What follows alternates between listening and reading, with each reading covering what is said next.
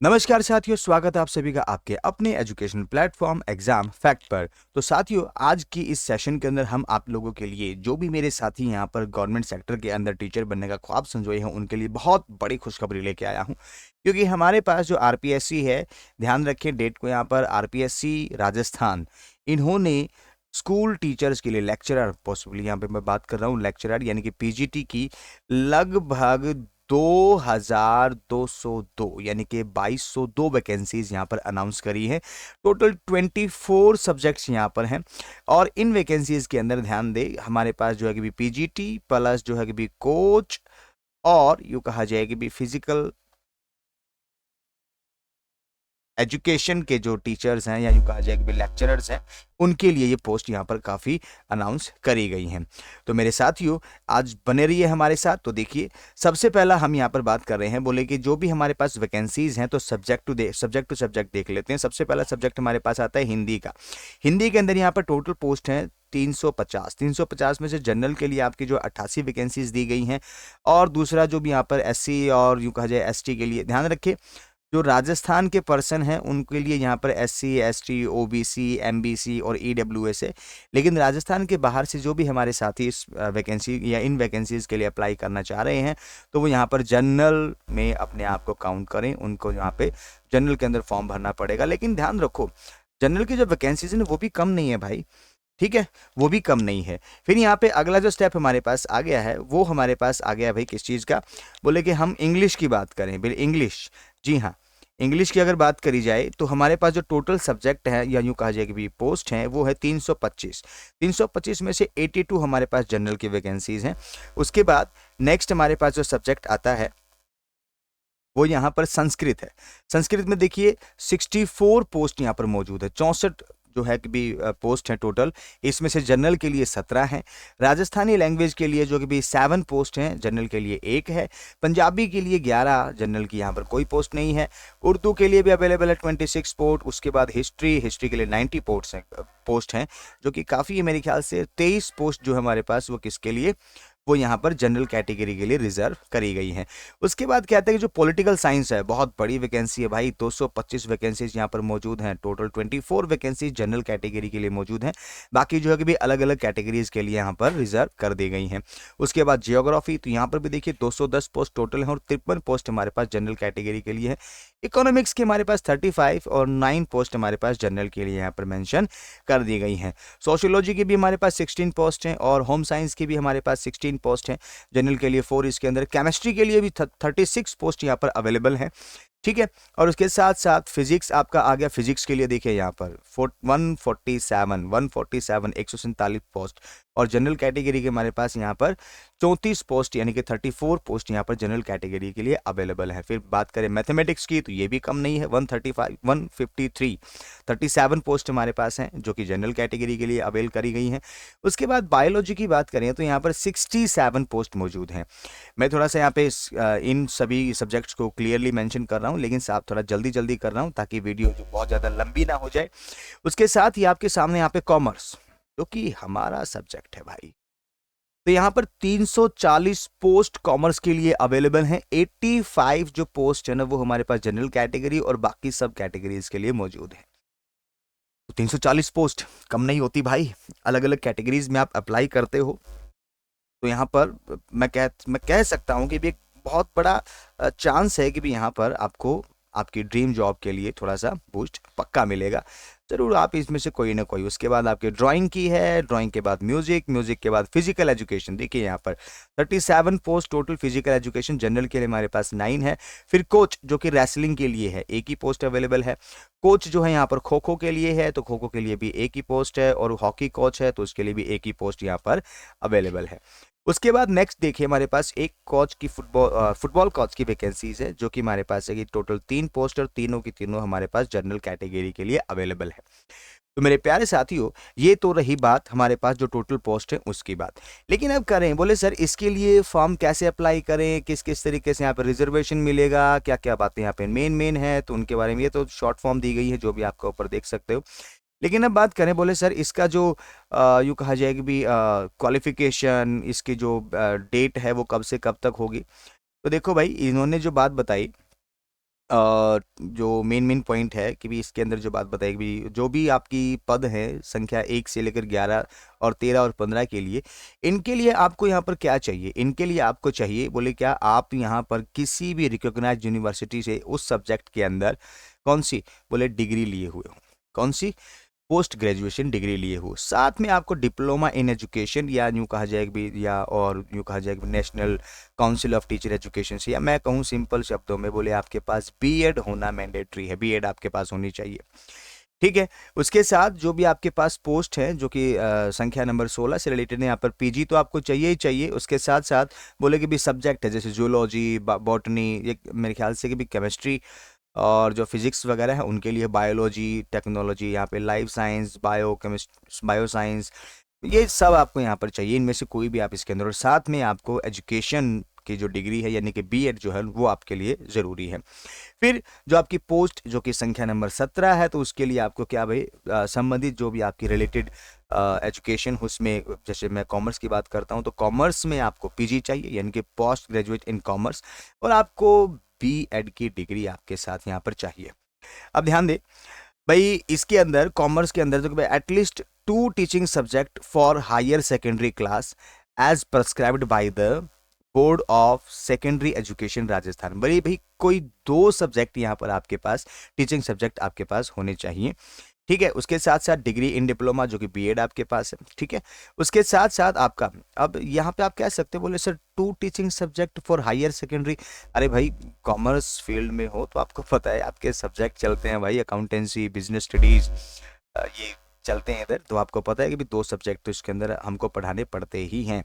उसके बाद फिर नेक्स्ट पॉइंट पे बात करता है, बोले अगला, बोले जो आपकी संख्या 18 है उसके लिए क्या चाहिए, तो उसने क्या दिया, पीजी चाहिए भाई। ठीक है, ड्राइंग के अंदर, और साथ में ही आपका जो भी गवर्नमेंट और डिप्लोमा ऑफ 4 या 5 years duration in the arts from the school college, या डिप्लोमा इन आर्ट्स, ये आपको जो कि यहाँ पे अवेलेबल आपके पास होगा ही अगर आप इस पोस्ट के लिए अपने आप को एलिजिबल मानते हैं तो।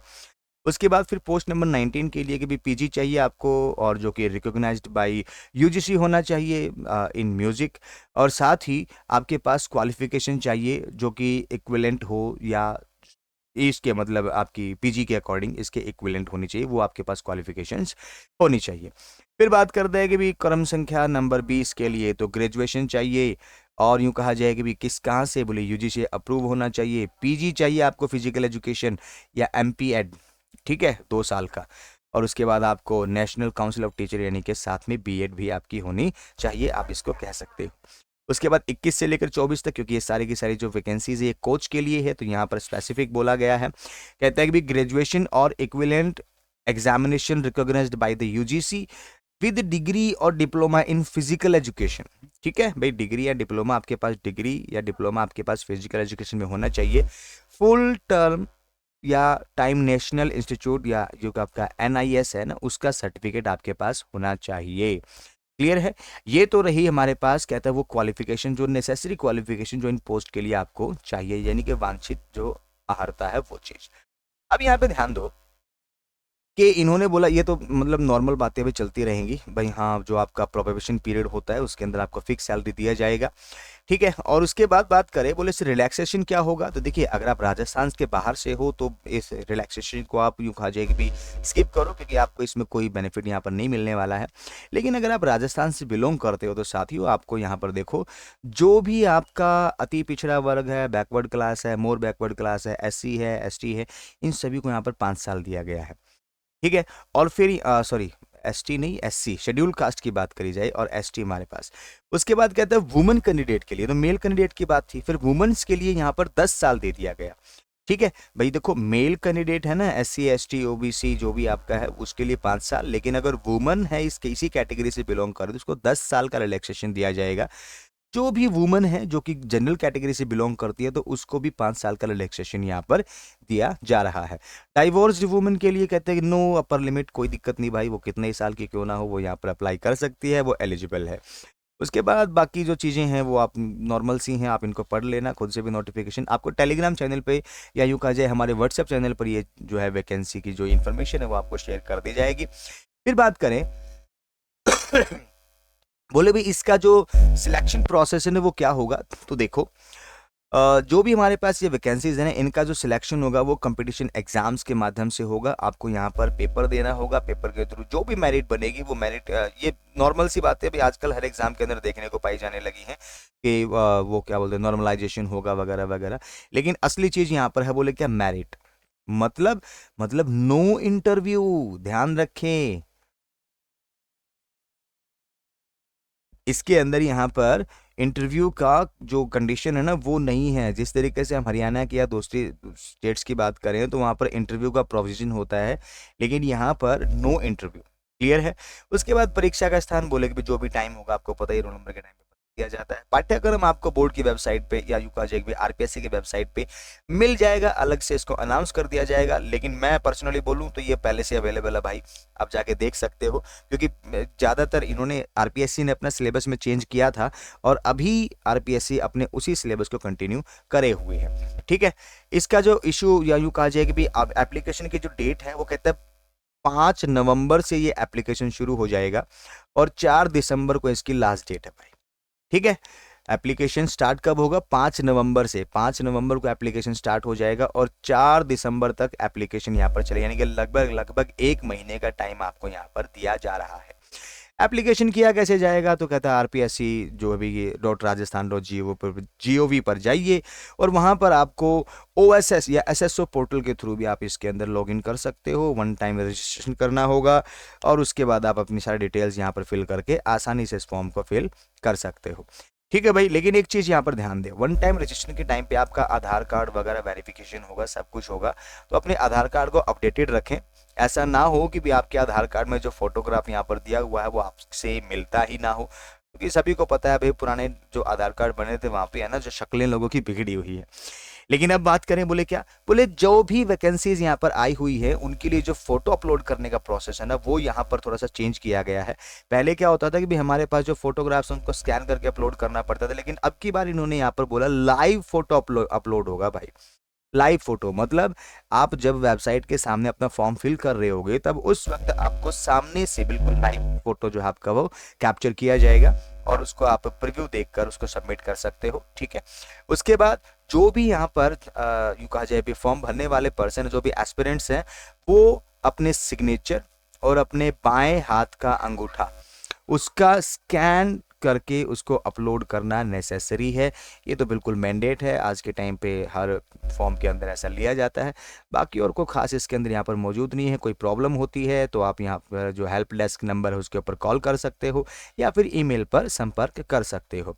और क्रिमिनल और ये हमारे समझ की बात नहीं है, मतलब यह हमारे काम की बात नहीं है, आप इसको समझ सकते हो ऐसे। फिर बात करें, बोले कि अगर से कोई गलती हो जाए तो, अगर हमारे से कोई गलती हो जाए तो फॉर्म फिल करने में क्या करेक्शन का मौका मिलेगा? तो जी हाँ, इन्होंने साफ साफ बोला कि अगर आपसे गलती हुई है तो आप 500 रुपये फिल का जो यूँ कहा जाएगी भी फीस है ना उसकी पेमेंट करके, जो फाइनल डेट है यानी कि भी अंतिम डेट आपकी 4 दिसंबर है, उसके बाद 10 दिन के भीतर ये भुगतान कर सकते हो और इसमें संशोधन कर सकते हो।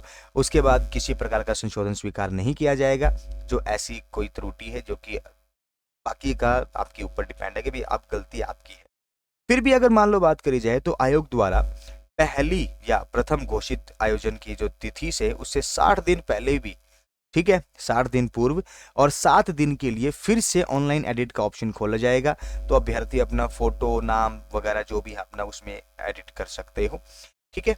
उसके बाद अगला बोले 1 टाइम रजिस्ट्रेशन के टाइम पे क्या होगा सर? तो देखो भाई, यहाँ पर 1 टाइम रजिस्ट्रेशन लागू किए जाने के कारण ऑनलाइन आवेदन में अभ्यर्थी का नाम, पिता का नाम, जन्म तिथि, लिंग किसी भी स्तर पर कोई संशोधन संभव नहीं होगा। यानी कि आपने जो 1 टाइम रजिस्ट्रेशन किया उस वक्त जो आपने अपनी डिटेल्स वगैरह डाली उसमें फिर यहाँ पर कोई चेंज यहाँ पर नहीं किया जाएगा, ये ध्यान में रखें। बोले फीस कितनी है सर 1 टाइम रजिस्ट्रेशन के टाइम पे? तो यहाँ पर जो नॉर्मल पर्सन है या यूँ कहा जाए जनरल कैटेगरी है तो उसके लिए 600 रुपये फीस यहाँ पर रखी गई है और बाकी के लिए हमारे पास कहते हैं 400 रुपये की फीस यहाँ पर रखी गई है, ठीक है। उसके बाद बात करते हैं, बोले सर यहाँ पर जो स्कीम ऑफ एग्जामिनेशन है वो क्या रहने वाला है? तो देखो भाई, ये बड़ा ही पॉपुलर यूँ कहा जाए, मैं कहूँगा बड़ा खूबसूरत है यार आरपीएससी का जो मैकेनिज्म है। ये अपने सिलेबस को ना फुल्ली डिफाइन रखते हैं पहले से ही, मतलब कुछ भी आपको इसके सिलेबस से बाहर देखने को नहीं मिलेगा भाई।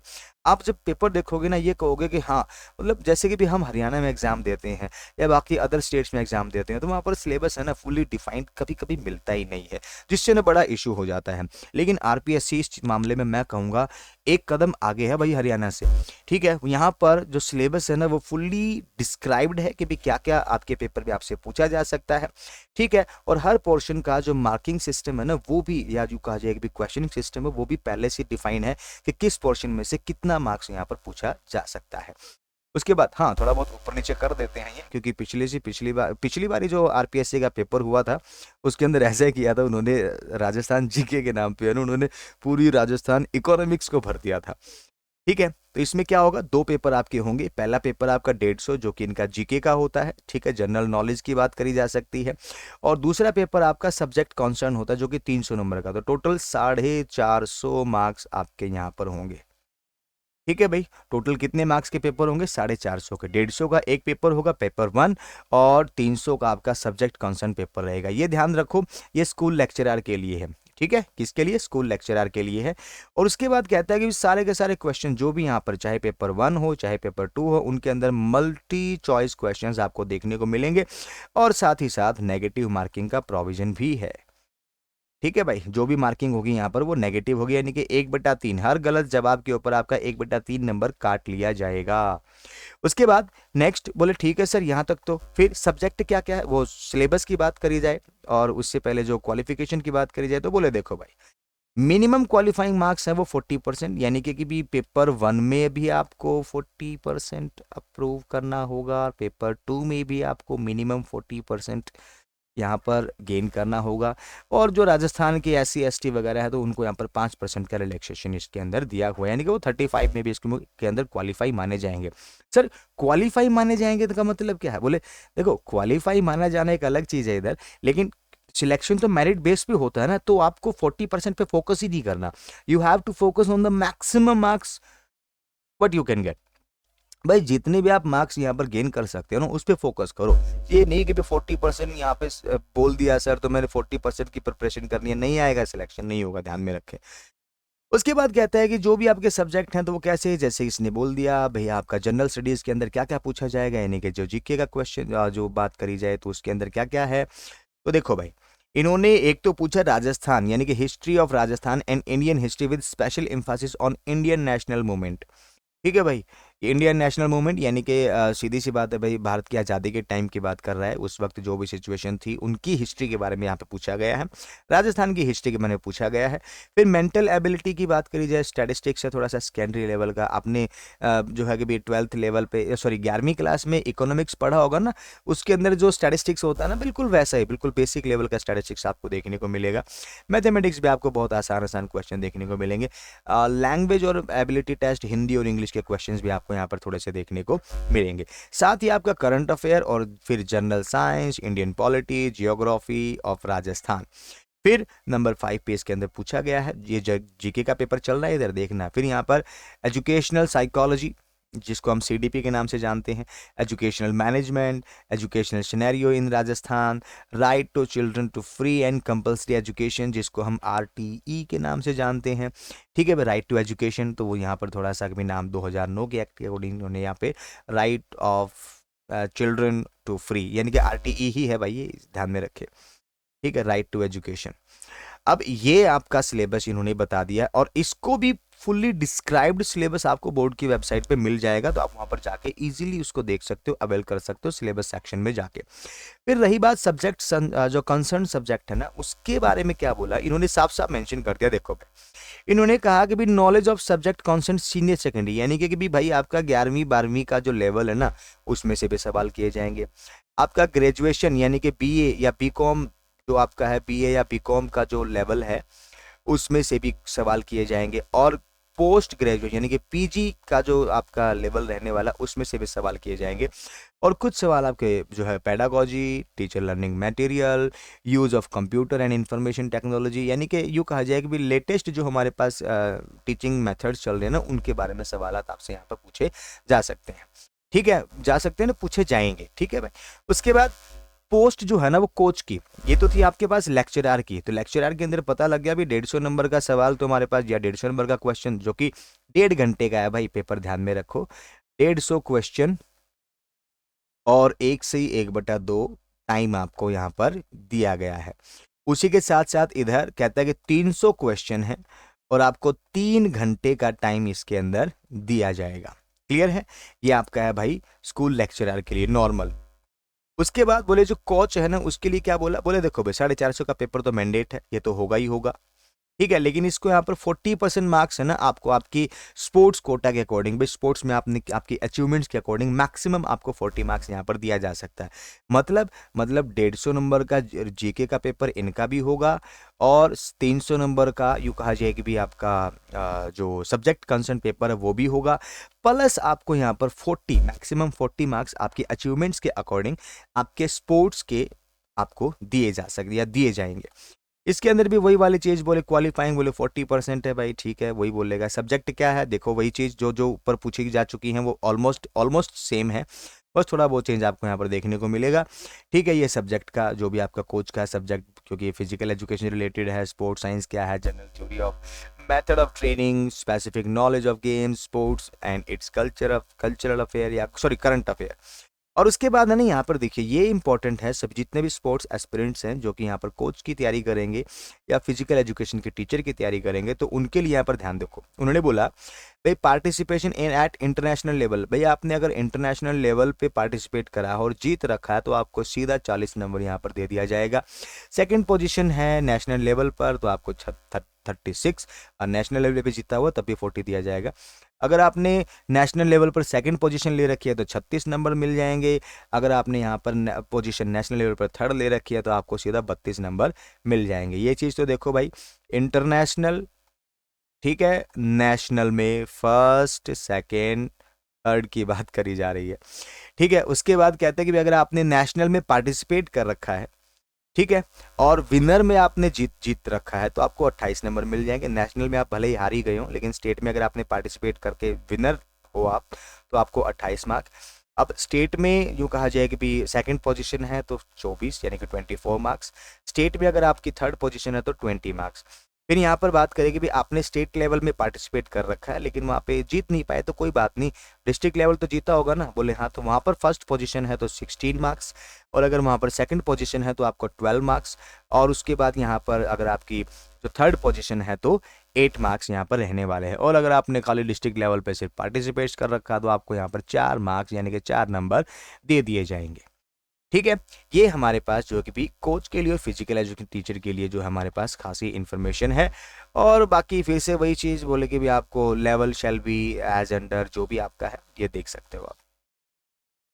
फिर से यहाँ पर फिजिकल एजुकेशन के जो टीचर्स हैं ना उनके लिए देखो वापस फिर से इन्होंने क्या बताया, इन्होंने जो एग्जामिनेशन है ना वो कितना बोले 460 नंबर का एग्जामिनेशन है और मैक्सिमम 40 मार्क्स यहाँ पर फिजिकल एजुकेशन के टीचर को उनके स्पोर्ट्स के लिए दिए जा सकते हैं। ठीक है, तो कितने नंबर का बोले 460। कैसे, तो इन्होंने बोला कि there will be 2 papers. Paper first वो आपका 200 नंबर का रहने वाला है और पेपर सेकंड आपका 260 नंबर का रहने वाला है। अंतर देख लेना, ये फिजिकल एजुकेशन के लिए है। हमने जब यूँ कहा जाए कि भाई जो आपका नॉर्मल टीचर के लिए देखा था, नॉर्मल स्कूल लेक्चरर के लिए, तो वहाँ पे 150 प्लस 300 था। यहाँ पर 200 प्लस 260 है। ठीक है भाई, और प्लस फिर यहाँ पर 40 रहने वाला है, ये ध्यान में रखें।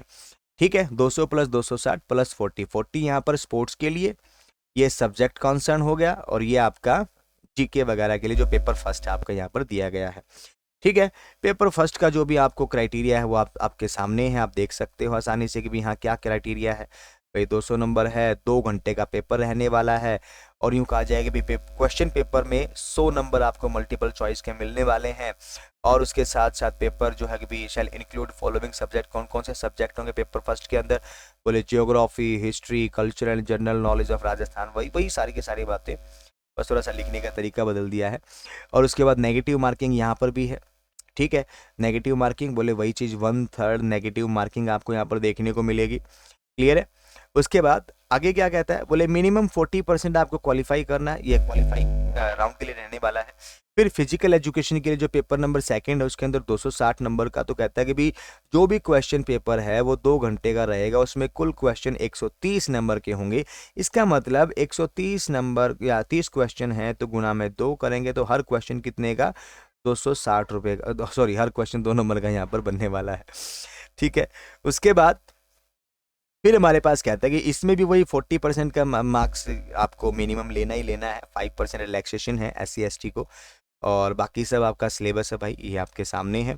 हाँ, डिटेल सिलेबस के लिए आप बोर्ड की वेबसाइट पे जाइए, पुराना सिलेबस जो वहाँ पे मिलेगा ना, मुझे लग रहा है कि भी ये ज़्यादा चेंजेस आपको देखने को नहीं मिलेंगे, क्योंकि जो इन्होंने यहाँ पे लिखा हुआ वो एज इट इज़ उसको डिस्क्रिप्टिव फॉर्म में वहाँ पर ऑलरेडी मेंशन करा हुआ है। तो मेरे प्यारे साथियों, इसी के अंदर कहता है कि जो भी इंफॉर्मेशन आपके पास जो इम्पॉर्टेंट थी इसके लिए यूँ कहा जाए कि भी यूँ कहा जाए फॉर्म्स को फिल करने के लिए, वो सारी इन्फॉर्मेशन हम आपको यहाँ पर दे चुके हैं। इसके साथ ही इन्होंने जो पेपर के बारे में बोला कि पेपर का जो अटेम्प्टेशन का तरीका वो क्या होगा, बोले 5 यहाँ पर गोले होंगे, पांचों में से किसी एक को भरना होगा, और जो ब्लू बॉल पेन है उसका इस्तेमाल करना होगा, ये पहले से ही देखो यहाँ पर। और अगर आप कोई क्वेश्चन अटैम्प्ट नहीं कर रहे हो तो सर्कल 5th को आपको भरना होगा, नहीं भरते हो तो आपको 1/3 यानी कि उसको गलत माना जाएगा और उसको 1/3 आपके काट लिए जाएंगे। और यूँ कहा जाए कि भी after solving question paper candidate must ascertain that he और she darken one of the circle of each question. भाई extra 10 minutes beyond scheduled time is provided for that. भाई इसके लिए है ना एक्स्ट्रा 10 मिनट आपको दिए जाएंगे कि भाई आप चेक कर लो कि भाई आपने सारे सर्कल्स को डार्कन कर दिया है कि नहीं कर दिया है। और 10% से ज़्यादा अगर यहाँ पर सर्कल्स को डार्कन करने से रह जाते हैं तो मतलब कहता है कि भी कहता है देखो who has darken any of the 5 circles in more than 10% questions. ठीक है, क्या बोला, एक candidate who has not darken. भाई पांचों में से कोई भी सर्कल आप डार्कन नहीं करते और मैक्सिमम 10% तक की लिमिट है। भी अगर 10% भी यहाँ पे मिल गया, मान लो जैसे कि भी मैं बात करूँ 130 क्वेश्चन है, 130 का 10% अगर मैं निकालूँ तो बोले 13 क्वेश्चन। अगर पूरे पेपर में से आपने 13 क्वेश्चन बिना गोला लगाए छोड़ दिए तो समझ लो आप डिस्क्वालिफाइड हो। नेक्स्ट, जो भी आपकी इन्फॉर्मेशन है वो आपके SMS और ईमेल के माध्यम से आपको दी जाएगी। और भाई मैं तो कहता हूँ बाकी और हमारे लिए यहाँ पर इसमें कुछ खास है नहीं। मैं कहता हूँ मेरे प्यारे साथियों, गोल्डन अपॉर्चुनिटी है, आप इस गोल्डन अपॉर्चुनिटी का फ़ायदा उठाइए और फॉर्म फिल करें। इसके लिए जैसा भी हो पाएगा आपके लिए बहुत जल्द ही हमारे एप्लीकेशन पर आपका कोर्स मिल जाएगा। तो मेरे प्यारे साथियों, इसी नोट के साथ कि परमात्मा आपका भला करे, आपको सदा खुश रखे। मिलते हैं अगले लेक्चर के अंदर। तक के लिए जय श्री